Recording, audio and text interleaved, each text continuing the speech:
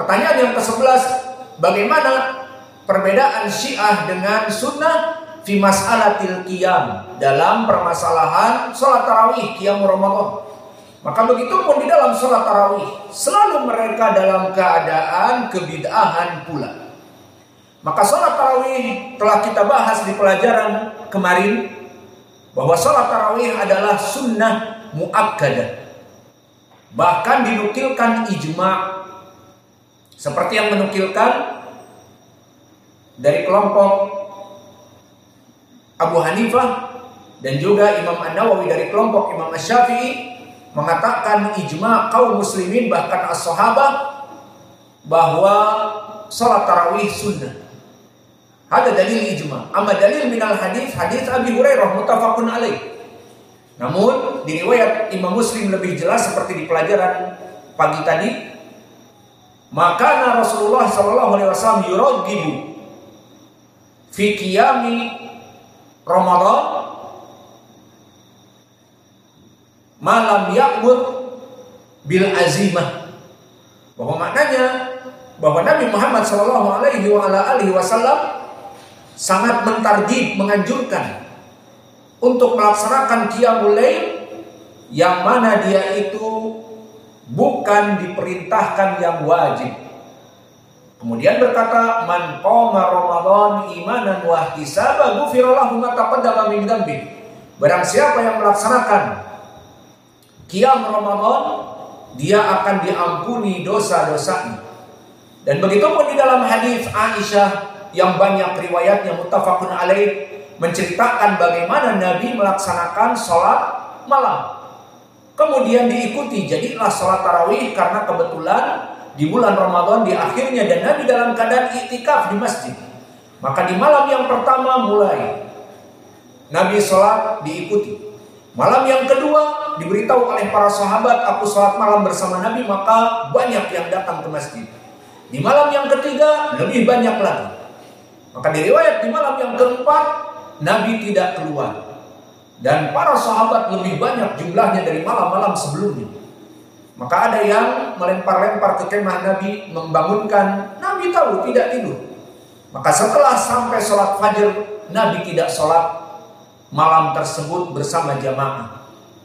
Maka setelah selesai sholat fajar dan kaum muslimin menunggu, maka diberitahukan, dan di sini khutbatil hajah, fahamidallah, kemudian asna alaih, faqala amma ba'du.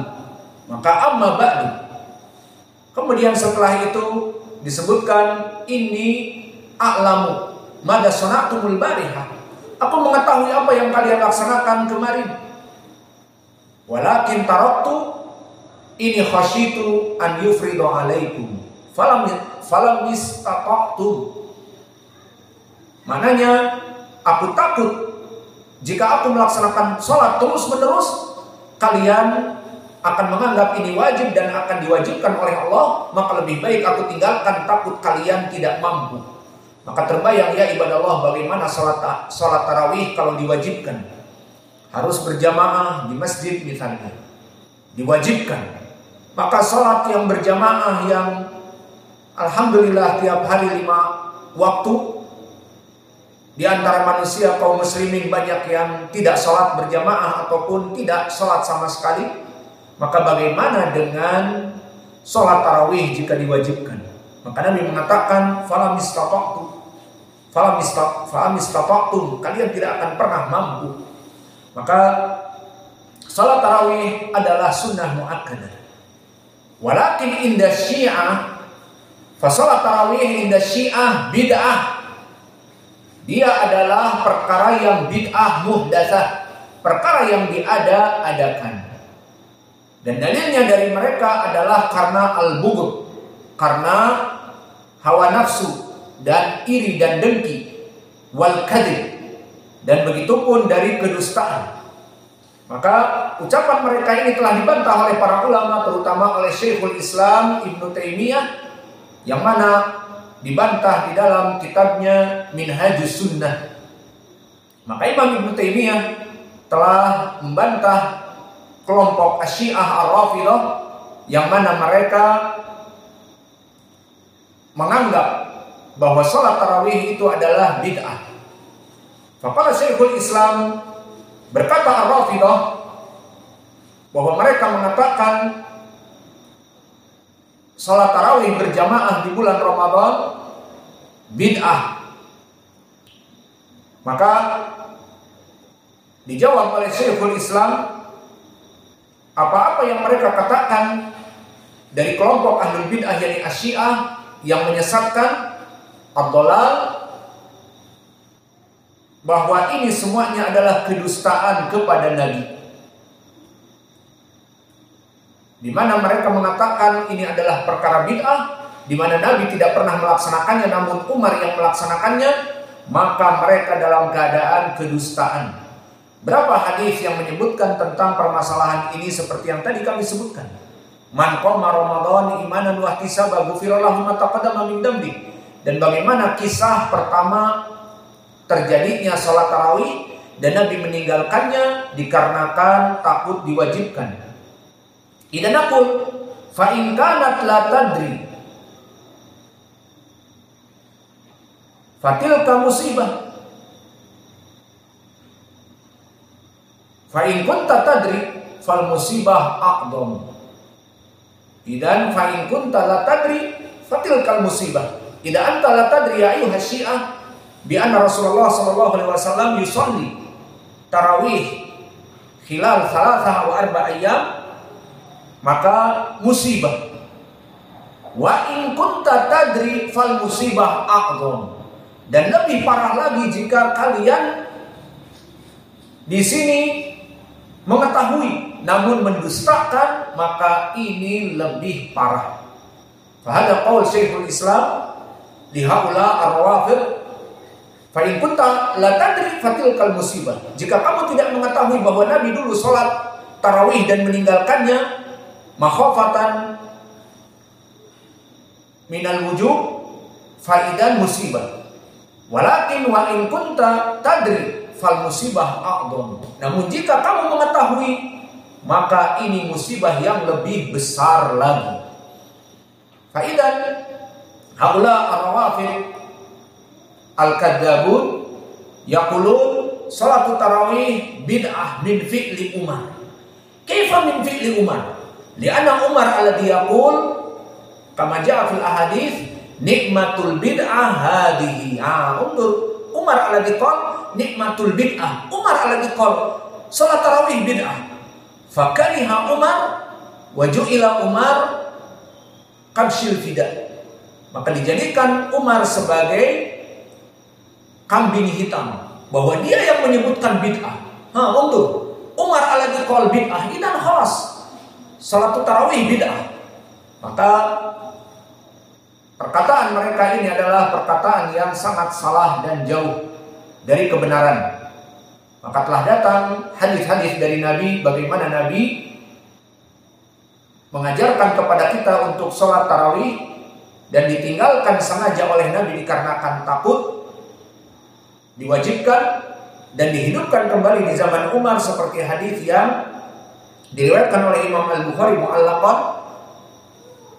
dan disambung di riwayat yang lain bahwa Umar ibn Khattab di malam-malam Ramadan ya'ti ila Masjid Nabawi, dan didapati di Masjid Nabawi an-nasu auza'an, manusia itu terbagi-bagi, di antara mereka salat sendiri-sendiri di Masjid Nabawi.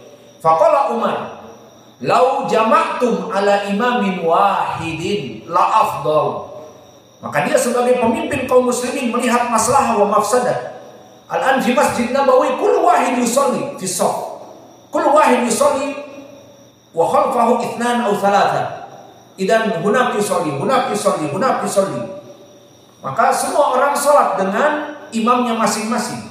Maka Umar mengatakan jika dikembalikan seperti zaman Nabi, salat tarawih itu dijadikan satu imam, maknanya imamnya satu, meskipun nanti prakteknya boleh berganti menjadi 2 imam, maka dijadikanlah ini perintah dari Amirul Mukminin, dan perintahnya Amirul Mukminin seperti di hadis Irbad, alaikum bisunnati wa sunnatil khulafa ar-rasyidin al-mahdiyyin adu 'alaiha binawajid. Maka fatwanya Umar wajib diikuti seperti fatwanya Nabi. Maka di esok harinya Umar kembali keluar, fawajadan nas ala safin wahidin.